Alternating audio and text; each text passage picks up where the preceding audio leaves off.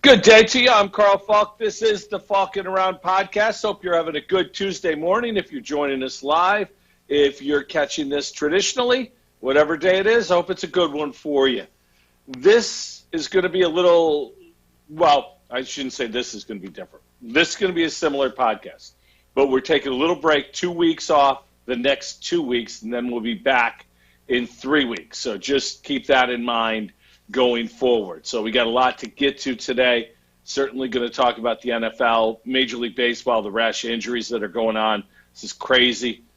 The hockey playoffs just hit different, and it's been unbelievable so far. The NBA got what they want and other stuff as well. But I wanted to start today with the NFL and with the Juwan James situation. And if you don't know who Juwan James is, Juwan James is an offensive tackle formerly employed and technically currently still employed by the Denver Broncos. I say formerly and currently because he is going to be released with a post-June 1st designation.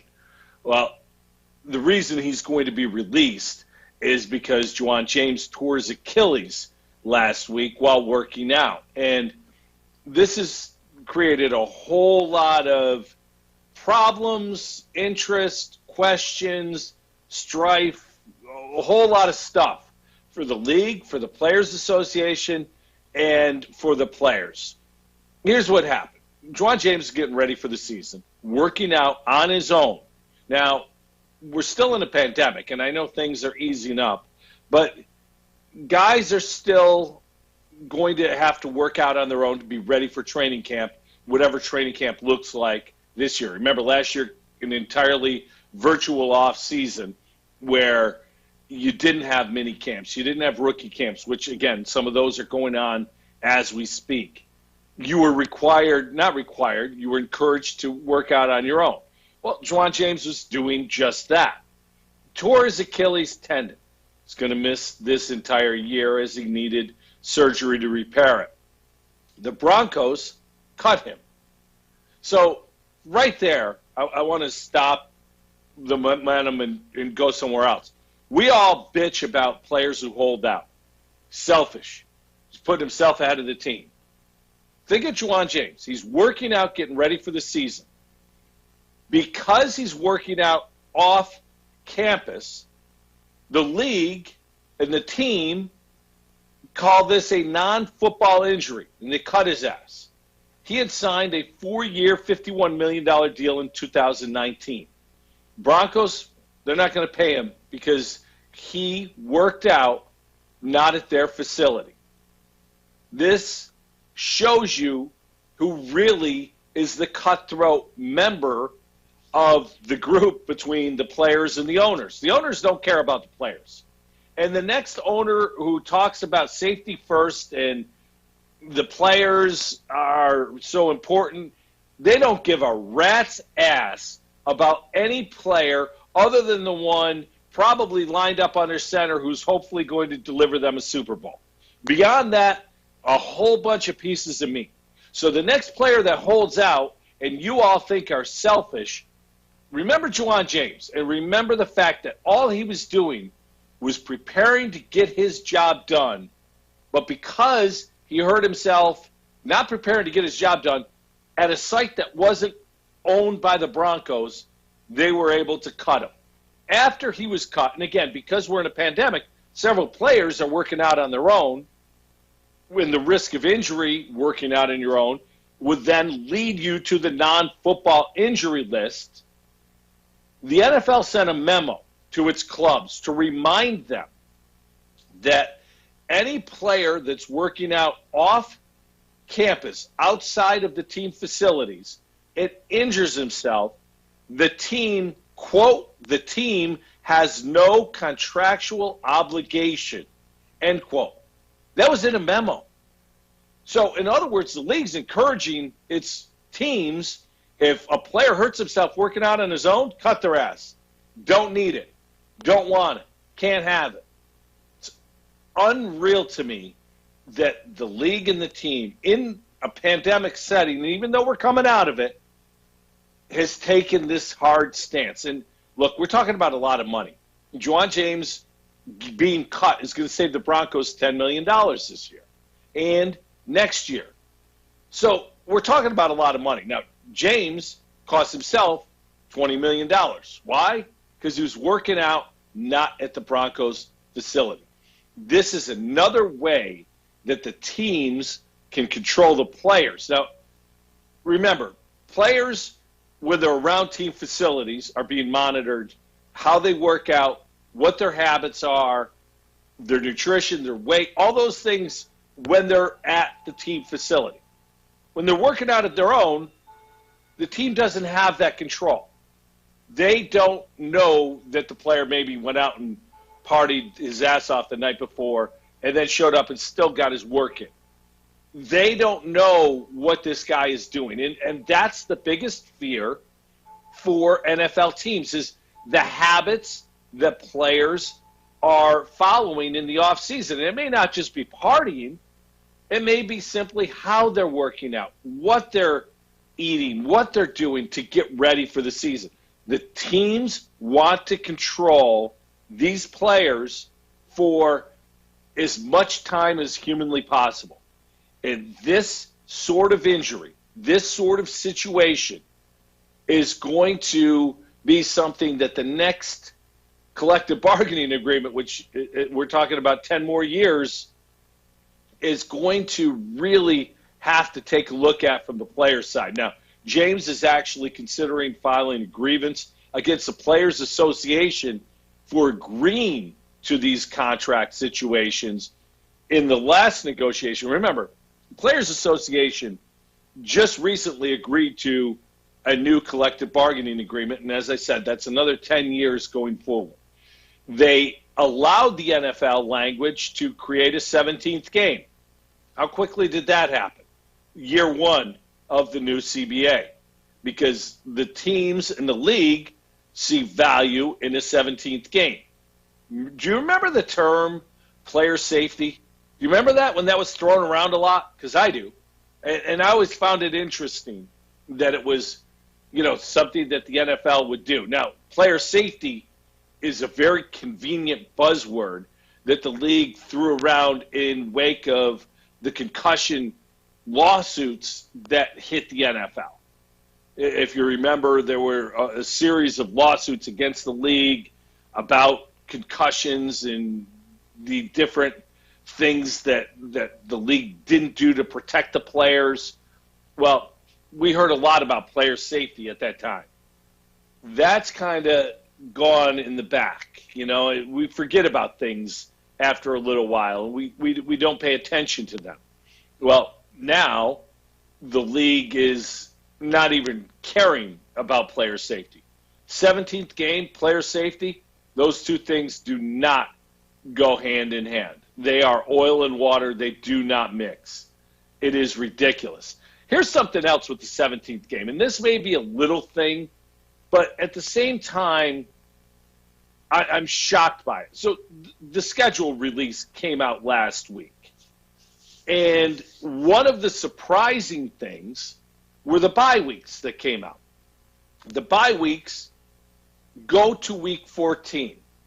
Now, one of the reasons the NFL is the absolute monster that it is and just signed new television deals that it's going to give each team close to $300 million annually just from television rights is because of gambling. And a form of that gambling is fantasy football. And fantasy football used to be one of those dorks like me did it, not everybody. Now everybody does it. There are leagues for office people. There are leagues for friends. Just go online. You can get a league. Some people have multiple leagues. You get the daily fantasy leagues. Well, most fantasy football leagues start their playoffs in week 14 or week 13, depending on how many teams in the schedule. Week 14 will, this year, have bye weeks involved in it. You're looking at a situation where teams that are hopefully going to be playing in the playoffs or their fantasy football might have guys on byes. It's an unbelievable oversight by the league that is now partnered with places that have gambling as part of their main business, FanDuel and things like that. It's just amazing to me that after all the schedules that come out and all the different things that come out, the league overlooked that facet. It really is a stunning oversight by the league. And frankly, something that every fantasy owner is going to have to take a look at and make sure that when they're drafting their team, that they take that into account. If the league playoffs start week 14, then you better know what's going on. And it's something for sure that's going to be a problem in some fantasy football leagues. Let's talk about the schedule, and let's talk about the Bills' schedule. And, I talked about it a little bit last week. I thought the Bills would open up with Kansas City on a Sunday night game. Thought that might be the way to go. The opener for the season, a lot of people were saying the Bills might go down to Tampa for that game. It's going to be the Cowboys and Buccaneers, and there's no surprise there when you think about Jerry Jones and the power that he wields within the NFL circles, especially when it comes to the television contracts. The NFL is going to get their marquee team, or at least one of their marquee teams, the Cowboys, going against the champion, the Buccaneers, led by Tom Brady, and that's going to be a great way to kick it off. Now, I thought an AFC Championship rematch would be an interesting way for the NFL to start the Sunday night season. Well, they decided not to go that way, though that rematch will be on Sunday night, October 10th, early on in Kansas City. The Bills are going to open at home at the Ralph, 1 o'clock against the Steelers. Yeah, I know. I just said the Ralph instead of whatever stupid name the Pagulas sold out to put on there this year. Look, I don't care what this stadium's called. I'm either calling it Rich Stadium or the Ralph, one of those two things, because calling it anything else that's a stupid corporate name, especially when it's a health insurance company that I don't even know why they advertise. It's amazing to me. Our health insurance rates in this country continue to go up and up and up, and they're ridiculously priced, and yet we have health insurance companies putting millions of dollars into naming rights in a stadium when they don't even have to advertise. All right, that's enough political crap for me, but I just won't call it what it is. It's the Ralph. The Bills have 3 primetime games. The biggest surprise to me was that the Bills and Saints are going to play on Thanksgiving, and I think that's great. It's down in New Orleans.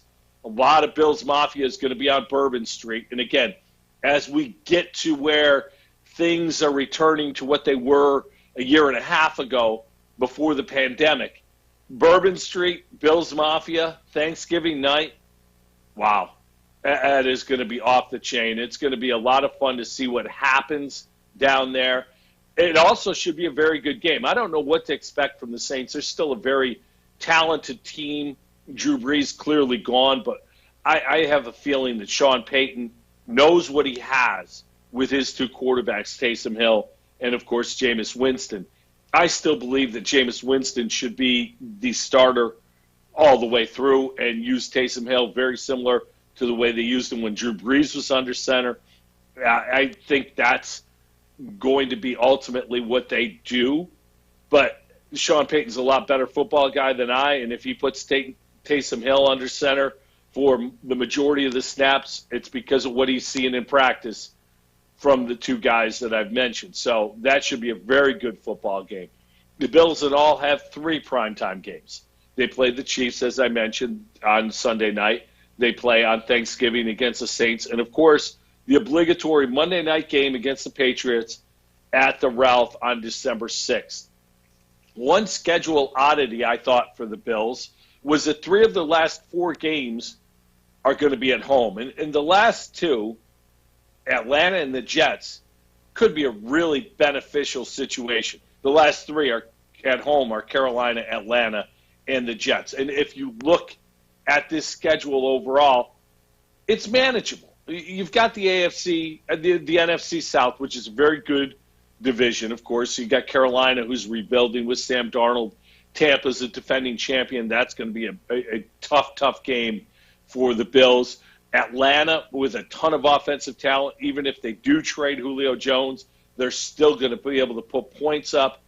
And, of course, the New Orleans Saints, who we talked about. So that's difficult.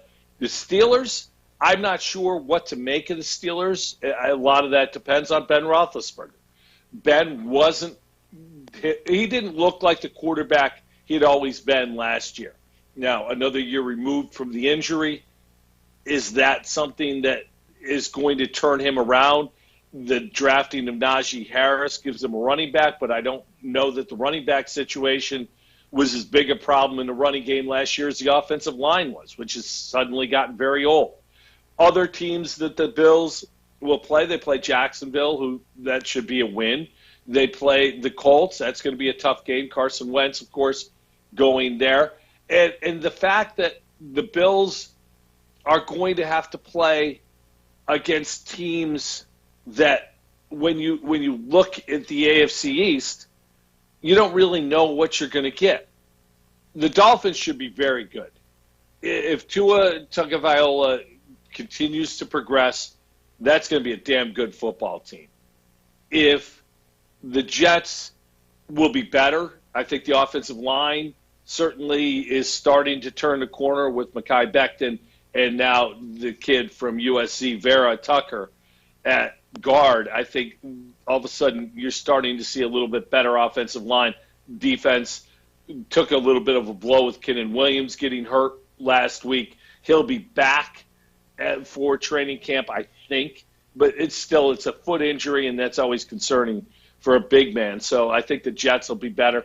And then, of course, the Patriots, who get a lot of players back who sat out last year. You bring Mac Jones in. Cam Newton didn't look like a guy who I think is going to be a good NFL quarterback. Whether or not the Patriots and Belichick decide to go the rookie route, we'll see. But I think they're going to be a tough route as well. So a tough but manageable schedule for the Bills. The other question with the Bills that I want to bring up, as we return to some semblance of normalcy from the pandemic, the training camp situation is an interesting question. Will the Bills go back to St. John Fisher? And word is that the two sides have been in conversation about the Bills returning to Fisher. Now, I don't believe fans will come out to training camp. I don't think that'll be something we'll see a ton of. There may be limited access, maybe even some VIP situations, but only VIP situations. It's going to be an interesting challenge for both sides if the Bills do have camp at St. John Fisher. Now, frankly, I'm shocked that they're even considering this, because I thought last year moving camp to Buffalo was going to signal the permanent change that camp would always be in Buffalo. Apparently, the team sees value in the marketing aspect of having the Bills here. Sean McDermott had said last year that he feels there is a benefit in the team getting away and bonding. So maybe these two things end up happening, and we end up seeing the Bills back in Rochester. I know one thing, when I was doing radio and I would go out to Bills camp almost daily and watch practice, the things you can pick up just by watching practice, just by seeing players, how they compete, how they handle themselves. You saw a lot of the leadership qualities of Josh Allen and the likability of Josh Allen and the fact that his teammates seemed to gravitate to him. You saw that early on. And frankly, you could see the athleticism of Josh Allen early on. So there was a lot of benefit from going out there daily and watching the practices. So hopefully, and last year we didn't get that. We didn't get that from the media. And as fans, getting that information, opinion-driven as it may be, it still allows us to digest football in a little bit different way. So hopefully that'll be part of it as well. Ron Wolf is a Hall of Fame general manager, formerly of the Green Bay Packers. The Packers have a quarterback situation going on right now. God, obviously, Aaron Rodgers, draft night, leaked out that he's unhappy, he doesn't want to be in Green Bay anymore. Last year, the Packers drafted and traded up in the first round to draft Jordan Love, quarterback out of Utah. This is very similar to what they did when they had Brett Favre and drafted Aaron Rodgers. Rodgers sat the bench for a couple of years. Then they eventually moved on from Favre and turned the reins over to Rodgers, Hall of Fame quarterback, gives way to a Hall of Fame quarterback. I'm not ready to call Jordan Love a Hall of Fame quarterback, but you see where this is going, and we've seen where this is going from draft night last year when the Packers made that decision. Well, Wolf was lamenting about the fact that diva quarterbacks, his words, not mine, don't feel they need to fulfill contractual obligations. And the question is it a diva quarterback?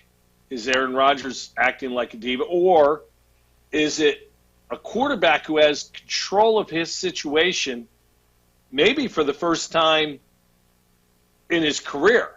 And that might be one of those things that we're starting to see more of. You think of the quarterbacks who were rumored to want to trade. Obviously, Rodgers.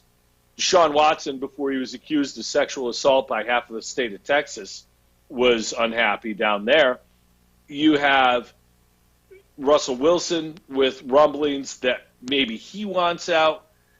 So we're starting to see quarterbacks maybe swaying their power.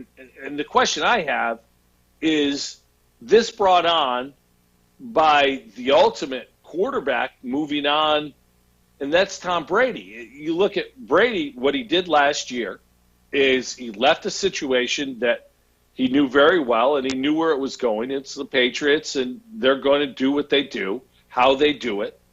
He ended up going to Tampa in a situation where he had a little bit more say and a little bit more control and maybe a little bit more freedom, and they ended up winning the championship.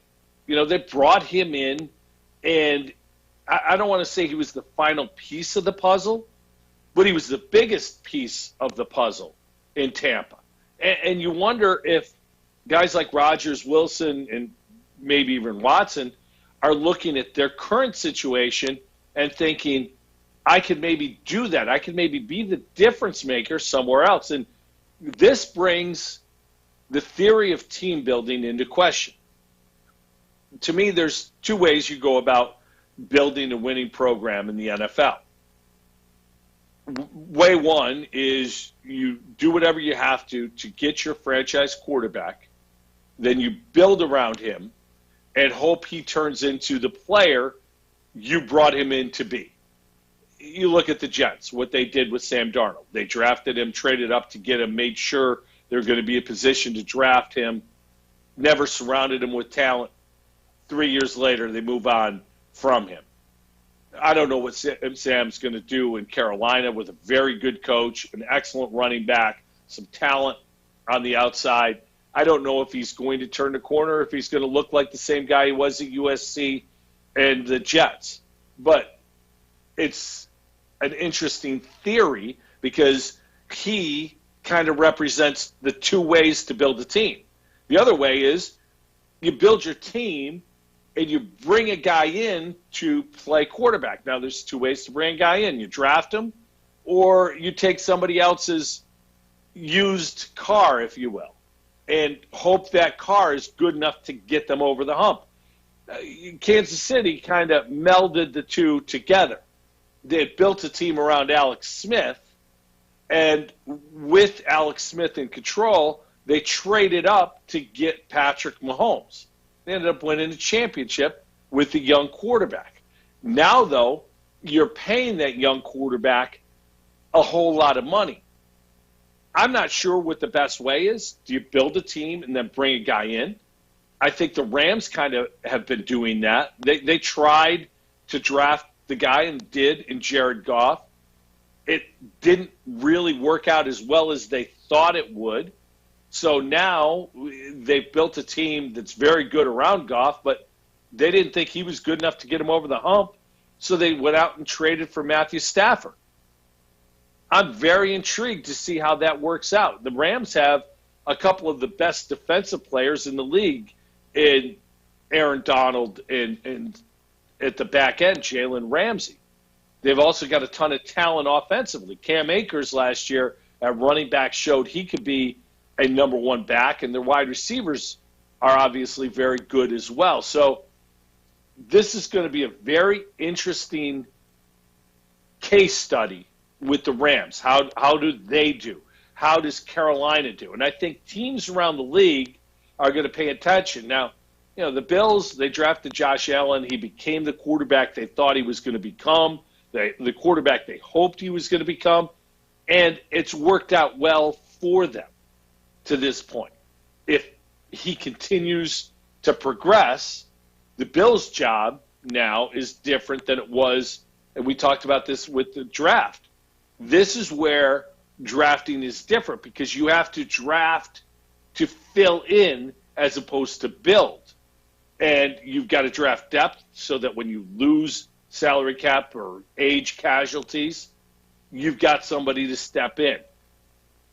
The interesting thing, and going back to the quarterbacks, I think for teams that are missing the quarterback, there's always going to be a veteran you can go get.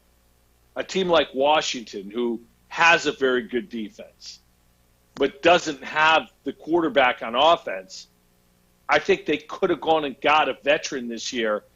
Different. And again, I love Ryan Fitzpatrick. I call him the cockroach because you can't kill him.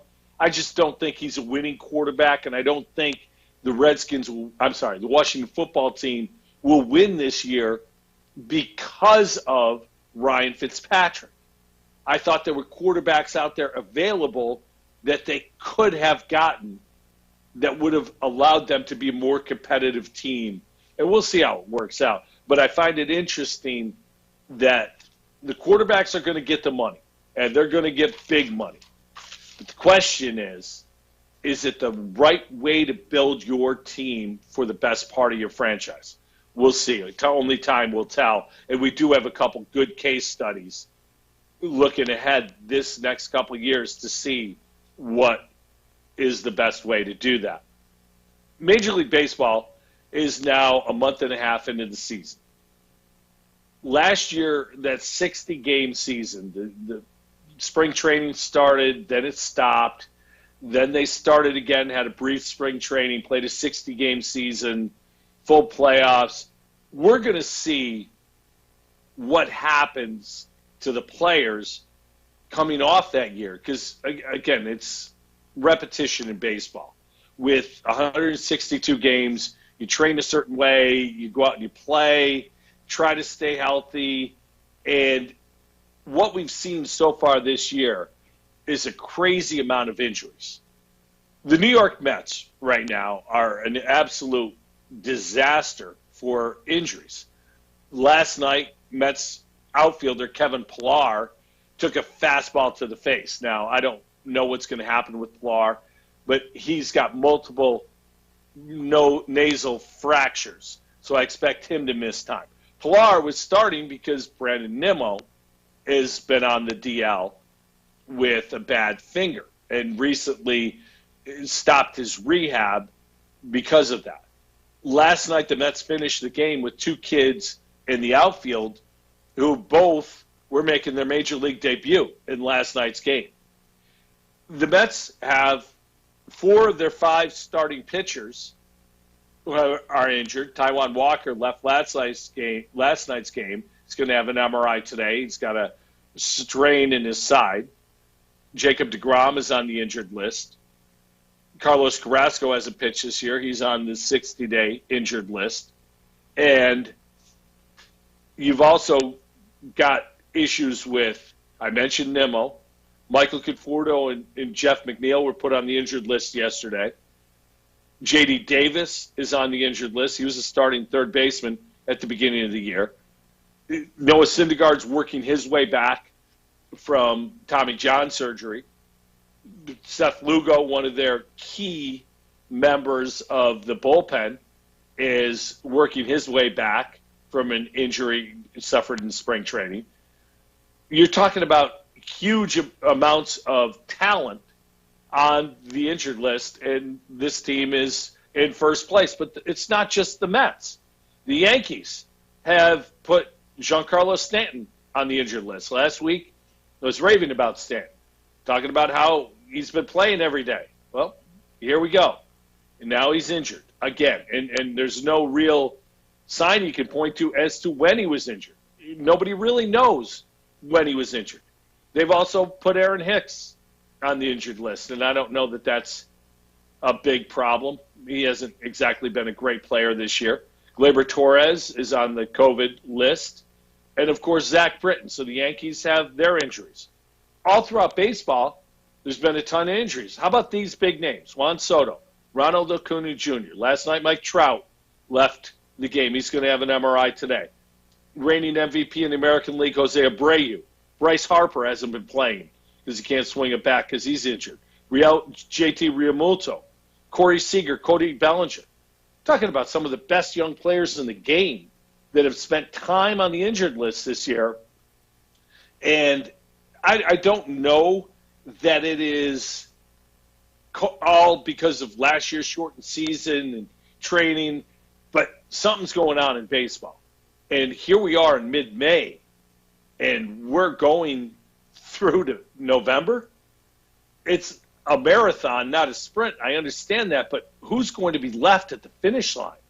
This is a real problem for a game that's last year looked like it was going to have some of the best young players in the history of the game were going to end up carrying this game through. Well, it hasn't obviously happened this year because of the injuries. Now, one young talent that will continue to draw eyeballs is the Major League home run leader.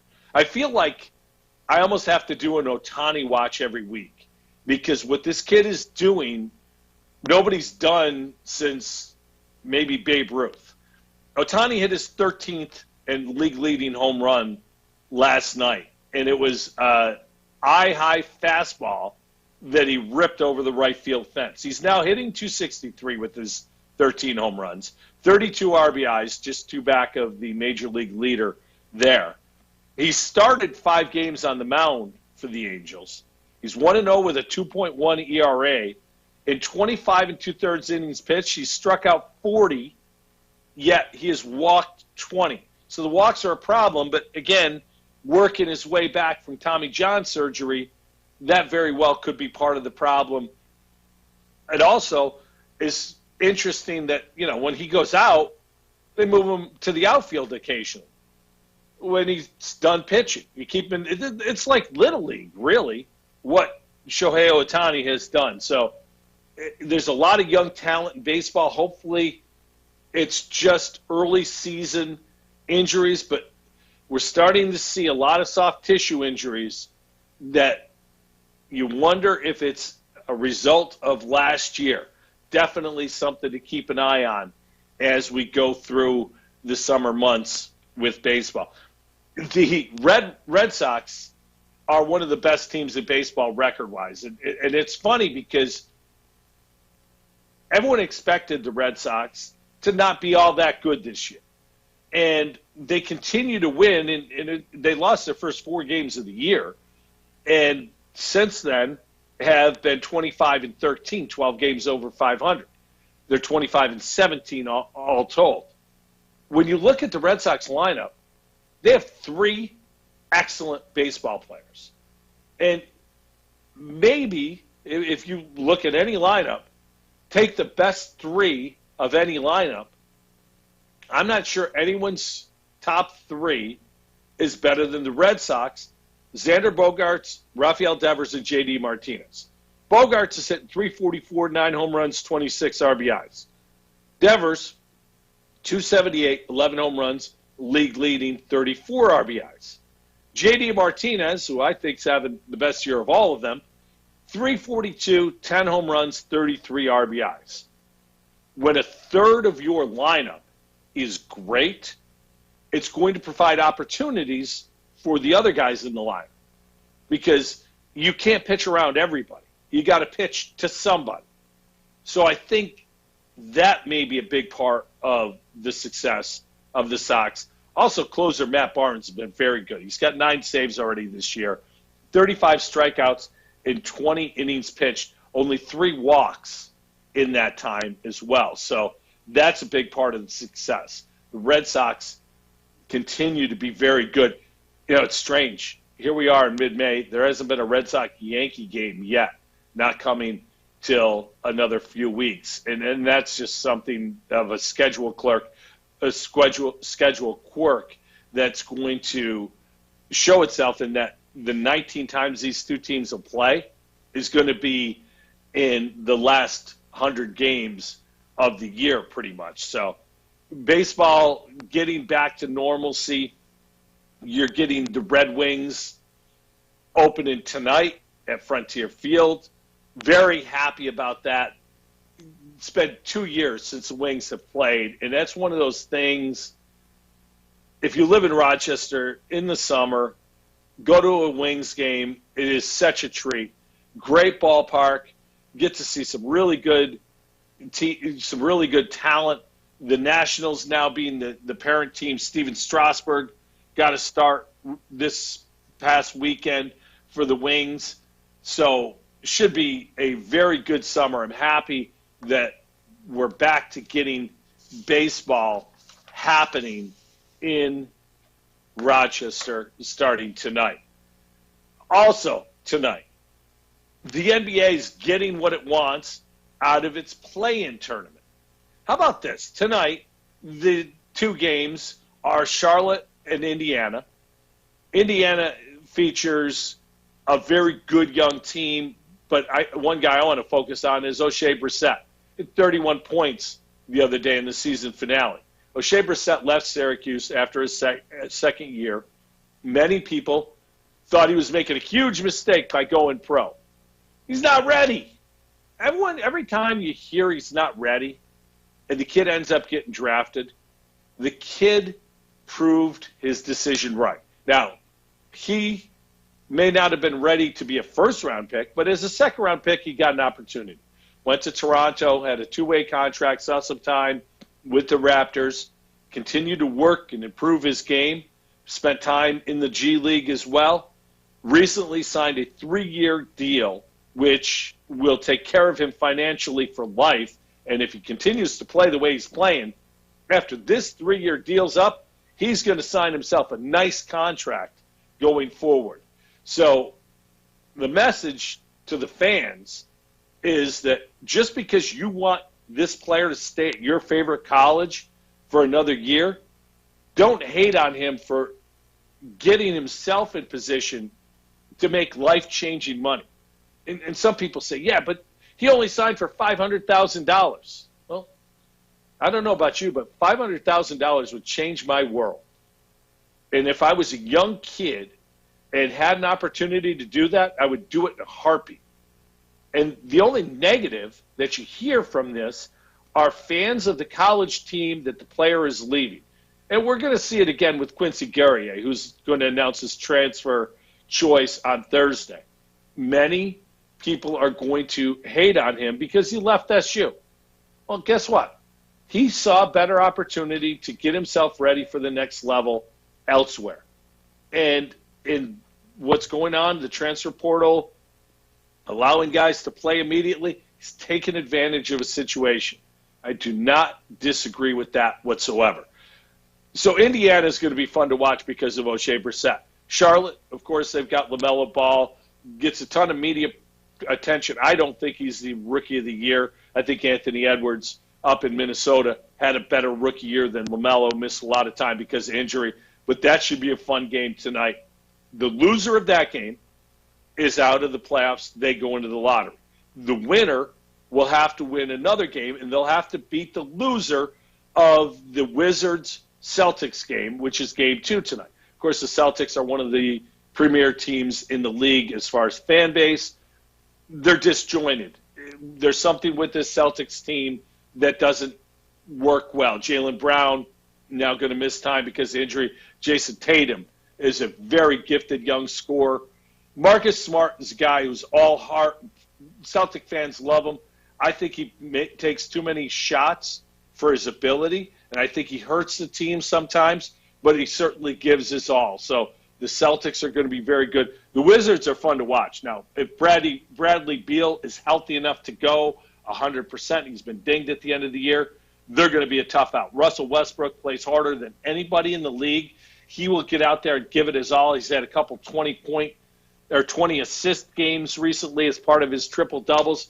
Ryu Hachimura, the kid from Gonzaga in the middle, runs the floor exceedingly well. He's going to be somebody to keep an eye on tonight because Russ finds him in transition for easy layups and dunks. So it's going to be a fun game there. Tomorrow night, the NBA really gets what it wants. Maybe a bland opener, San Antonio, Memphis, although I'll sign on to watch Ja Morant play any day. The kid's spectacular. But the second game tomorrow night, again, the winner of the San Antonio-Memphis game goes on to play the loser of the second game. The loser of the San Antonio-Memphis game is in the lottery. Golden State and Steph Curry, the scoring champion, at the Lakers, who suddenly are healthy. Dennis Schroeder's back. Of course, LeBron and Anthony Davis are back as well. This is the NBA's dream that you've got this game in the play-in tournament. Now, the nightmare would be that the team then has to win against the winner of Memphis, San Antonio, to go to the next level of the playoffs. And there's a chance that either Steph or the Lakers aren't around for that team, so for that game. So if they lose, they're out of the playoffs. That's not good for the TV. But these two games, the next two nights, a lot of people don't watch the NBA. If you want to watch, now's the time. Playoff basketball is very good. It's very watchable. It's not as watchable as playoff hockey because playoff hockey may be as good as anything there is to watch. Now, I have issues and questions with how the NHL is going to ultimately finish this tournament. You still have the American teams playing the American teams and the Canadian teams playing the Canadian teams. Theoretically, at some point, we're going to have to figure a way to get across the borders to play these games. I don't know what the answer is, and I don't know that the NHL has yet figured that out, other than hoping that by the time the answer is needed, the question isn't as difficult to solve. Pandemic rules may open the borders up and we'll be able to travel. But so far, we've already had 4 overtime games in the NHL playoffs. Both games so far in the Bruins-Capitals game 2 was last night, have gone to OT. Just been a spectacular series 2 games in. You've got the Islanders-Penguins, great matchup. And that went to overtime. And Minnesota-Vegas also went to overtime. It's just when you get overtime hockey, I don't know that there's a better sport to watch because the pressure of every rush up ice is just phenomenal. And you're talking about some of the biggest names and some of the biggest teams fan-wise in the sport. It's going to be a great, great tournament. Last night, too, Nashville played at Carolina. Didn't go to overtime. Wasn't even that interesting of a game in that it was a relative blowout as these Stanley Cups playoffs have been. It was a 4-1 game. But there were 12,000 people in attendance. It felt normal. It felt very normal. And it was great to see that there were 12,000 people. Again, I don't know if we're ready to get back to not wearing masks. I don't know if we're ready to get back to doing all the things we used to do, but I'm here for it. I'm absolutely mentally ready to move on. This pandemic has been trying on so many levels for so many people to see sports coming back to normalcy. It's a treat to me.